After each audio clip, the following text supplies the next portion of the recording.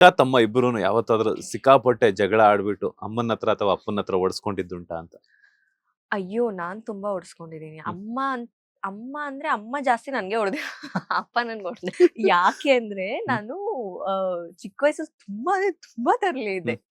Academics ಅಲ್ಲಿ ತುಂಬಾ topper. Hmm. And ನನ್ನ 10th ಅಲ್ಲೂ ಅಷ್ಟೇನೆ ಯಾರು ಅಂದ್ರೆ ನಾನ್ ಇಂಡಸ್ಟ್ರಿಗೆ ಅಂದ್ರೆ ನಾನು ಅವಾಗ ಲಿಟಲ್ ಮಿಸ್ ಇಂಡಿಯಾ ಹ್ಮ್. ಹ್ಮ್. ಹ್ಮ್. ಹೋಗಿದ್ದೆ. ಎಲ್ರೂ ಹೇಳ್ತಾ ಇದ್ರು ಇವಳು ಲಿಟಲ್ ಮಿಸ್ ಇಂಡಿಯಾ ಡ್ಯಾನ್ಸ್ ಅಂತ ಇದ್ದಾಳೆ, ಇವಳು ಏನ್ ಸ್ಕೋರ್ ಮಾಡ್ತಾಳೆ ಹ್ಮ್. ಅಂತ.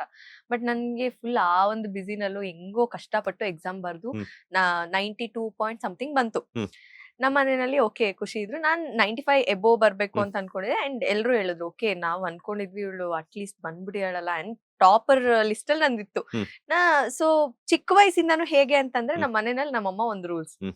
ನೀವೇನಾದ್ರೂ ಕಡಿಮೆ ಮಾರ್ಕ್ಸ್ ತಗೊಂಬಂದ್ರೆ ಸ್ಕೇಲ್ ತಗೊಂಬಂದು ಆ ಮಾರ್ಕ್ಸ್ ಕಾರ್ಡ್ ತಗೊಂಬಂದು ಎರಡನ್ನೂ ನನ್ ಮುಂದೆ ಇಡ್ಬೇಕು ಅಂತ. ಹ್ಮ್. ಹ್ಮ್. ನಾವ್ ಆ ಭಯಕ್ಕೇನೆ ಫುಲ್ ನೀಟಾಗಿ ಕುತ್ಕೊಂಡು ಓದ್ತಾ ಇದ್ವಿ ಹ್ಮ್. ನಾನು ನನ್ ತಮ್ಮ. ಹ್ಮ್. ಹಂಗ್ ಮಾಡಿ ಓದೋದ್ರಲ್ಲಿ ಮಾತ್ರ ಯಾವ್ದೇ ಕಂಪ್ಲೇಂಟ್ಸ್ ಇರ್ಲಿಲ್ಲ. ಹ್ಮ್. ಬಿಕಾಸ್ ನನ್ ಸ್ಕೂಲಲ್ಲಿ ನಾನೇ ಫಸ್ಟ್ ರ್ಯಾಂಕ್ ಬರ್ತಿದ್ದೆ, ಹ್ಮ್. ಸೆಕೆಂಡ್ ರ್ಯಾಂಕ್ ಓಕೆ ಫೈನ್ ಅಂತ ಇತ್ತು. ಹ್ಮ್. ಬಟ್ ನಾನ್ ಎಲ್ಲಿ ಮಿಸ್ಟೇಕ್ ಮಾಡ್ತಿದ್ದೆ ಅಂದ್ರೆ ಫುಲ್ ಎಲ್ಲಾನು ಟೀಸ್ ಮಾಡೋದು. ಹ್ಮ್. ಫಸ್ಟ್ ಸ್ಟ್ಯಾಂಡರ್ಡ್ ಅಲ್ಲೇನೋ ಫುಲ್ ಎರೇಸರ್ ಎಸೆಯೋದು, ಹ್ಮ್.